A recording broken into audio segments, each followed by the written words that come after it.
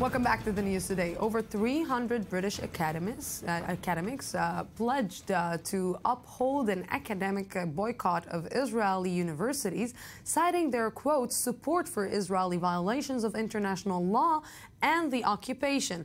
The academics published a full-page advertisement in today's edition of The Guardian in direct response to an ad published in the same paper on Friday by some 150 public figures, including Harry Potter author J.K. Rowling, who expressed their opposition to a cultural boycott of Israel. And to discuss this with me here in the studio is Tom Gross, Middle East commentator. Good evening. Evening. And also Yariv, Oppenheimer, General Director of Peace Now. Good evening. Good evening.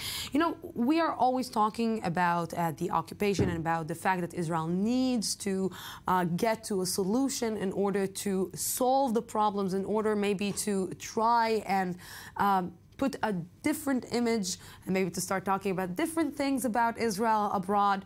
But is this the way? Because when they are talking about boycotting universities, they're talking about also Arab people who are studying in universities in Israel, and they boycotting them also. I think that the academic world in Israel has a role to play in the fight against the occupation. And many of the academic figures are speaking out against occupation, and this is very good. And when international groups boycotting the whole academic world, they are also boycotting the same people that are fighting from inside Israel against the occupation. So I disagree with them. However, I think that we can all together a lot of time disagree with these people. Eventually they are going to win.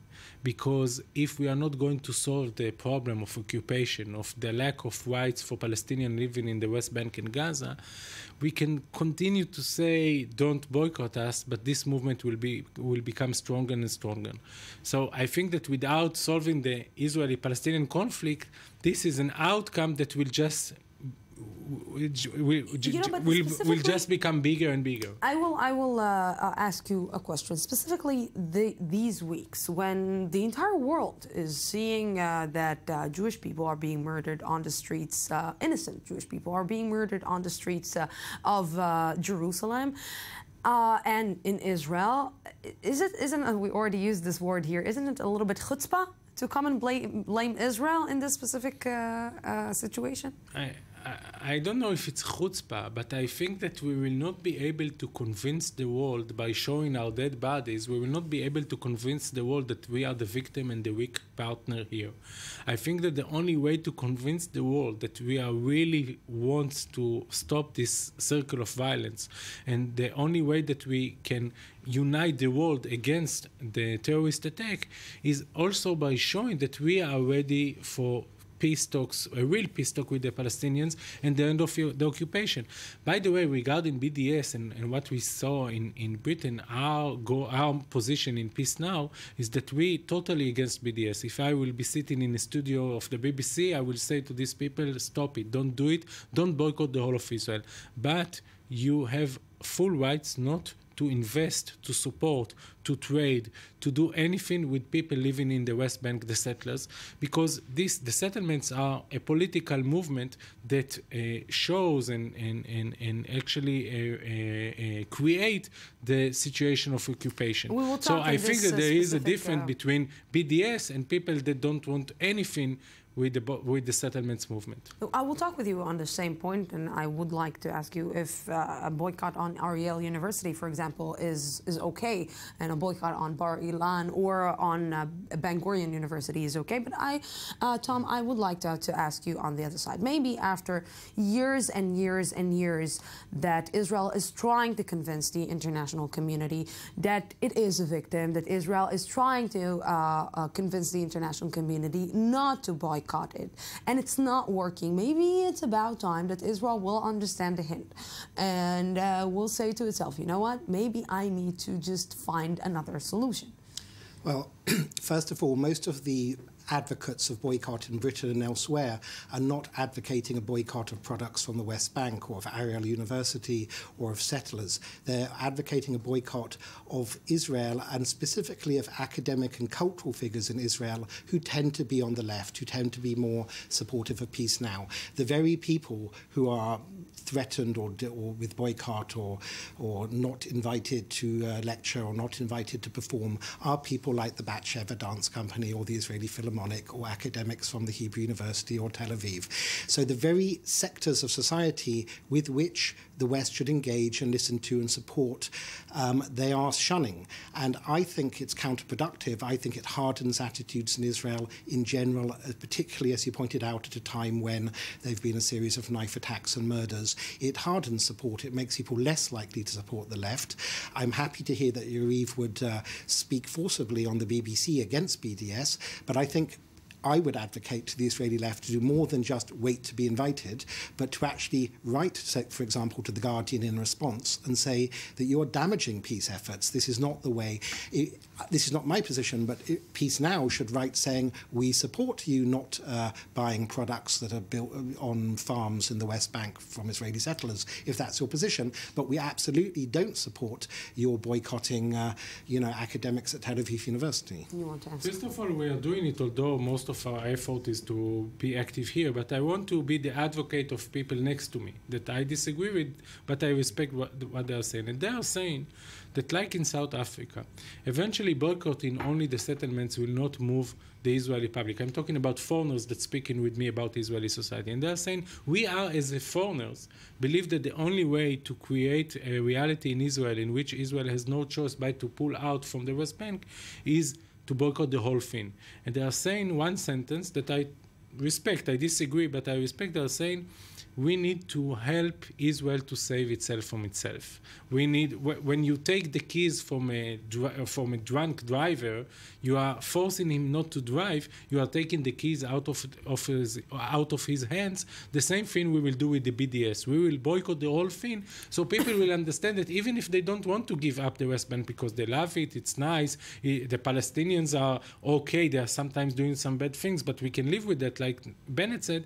Still, they don't want to do it voluntarily, so we need to force them. I disagree with it. And as an Israeli, I don't want to take this position at all. I don't think so. I think that the centre ground, which is the ground that is not voting for the left consistently in the last few Israeli elections, that you need to vote for Labour or parties to the left of Labour, I think they're less likely to come back to the so-called peace camp when they feel the whole world is against them, especially since, if you look in detail of the boycott calls, a lot of the people advocating for them are against the existence of the State of Israel. There's sometimes a tinge of anti-Semitism attached to it against Jews in general. Sometimes I have to point out that it's actually nothing to do with Israel.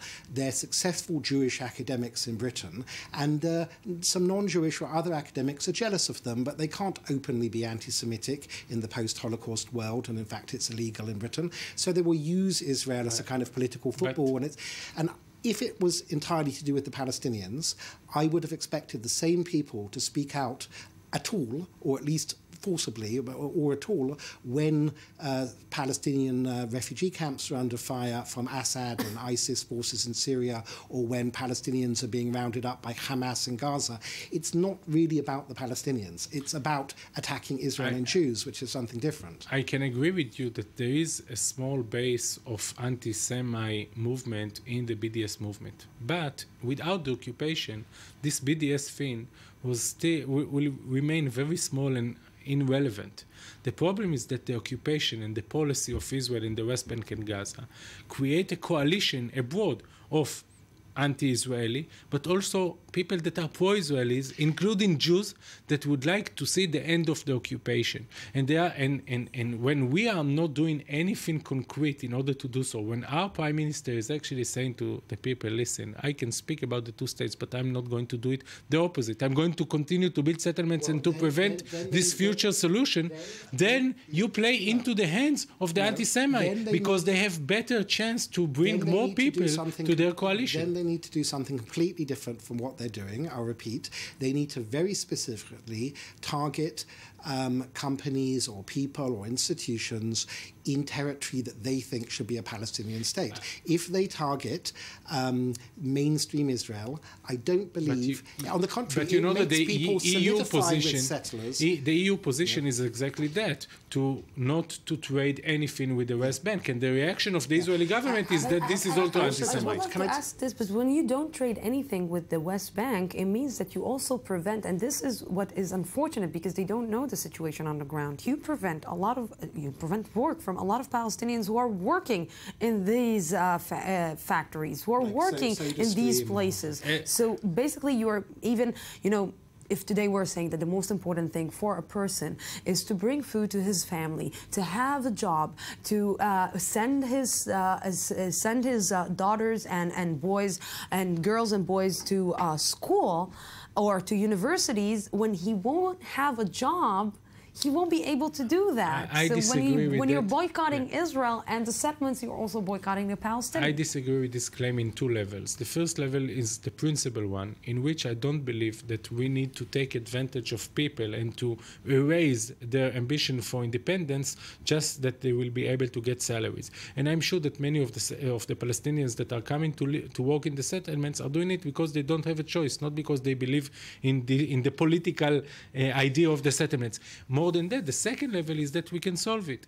If these factories will be moved into Israel and we will allow Palestinians to come into Israel and to work in these factories, we didn't do any harm for the Palestinians. The BDS movement is targeting SodaStream, which moved to the Negev, is employing Bedouin and other Israeli Arabs, and they left the West Bank, as they wanted them to, putting Palestinians of the West Bank out of work unfairly against their will, and now they're putting their venom, it's really vicious, against SodaStream on their new factory in the Negev. So I think, I don't say you particularly naive, but the Israeli left are naive if they think it's just about settlements. But I think that it's not about settlements. But I think that it's a vicious campaign against the state of Israel per se. No, it's not against the Israeli state. It's against the Israeli state policy. I don't think These so. people, most of them, so. they would not like to see Israel erased. These are the same people that support Israel all the years, including these days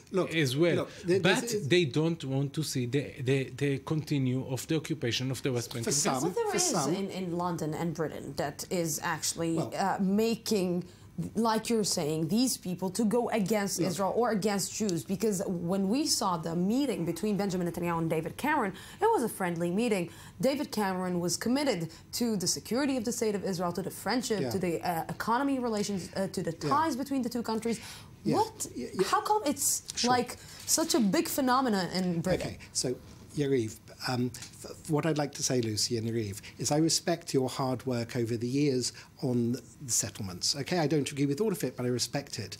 But viewed from outside, I can assure you they don't have the same concerns that you do, which is just about settlements and creating a Palestinian state on 67 borders. In London and elsewhere, this is about Jews, okay? Not just about Israel or the Jewish state, okay?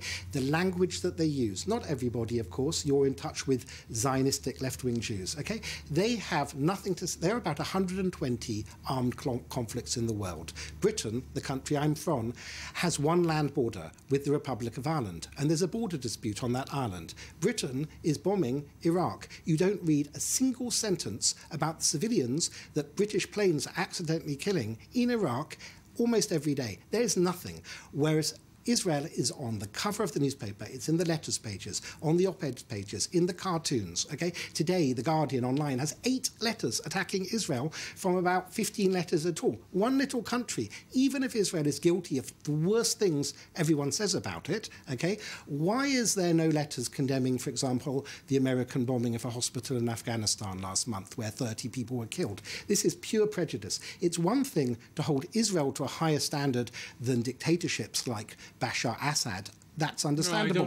No, wait. It's another thing to hold Israel to a higher standard than they hold themselves, Britain or the United States or France. This is prejudice, and the only conclusion one can reach at the end is because Israel is a Jewish state. If Israel was not a Jewish state, if it was France and Israel reversed, because France is killing people in Mali and elsewhere, Denmark is bombing Syria. Do you hear any demonstrations against Denmark? Let's go back 20 years ago. 20 years ago, a bit more than 20 years ago, 20 years ago and 5 months less, when Rabin was prime minister, the whole world was standing in line to shake the hand of the prime minister of Israel, including, that's one thing. They would have Netanyahu was assassinated. including Arab worlds that today have no connection with us anymore.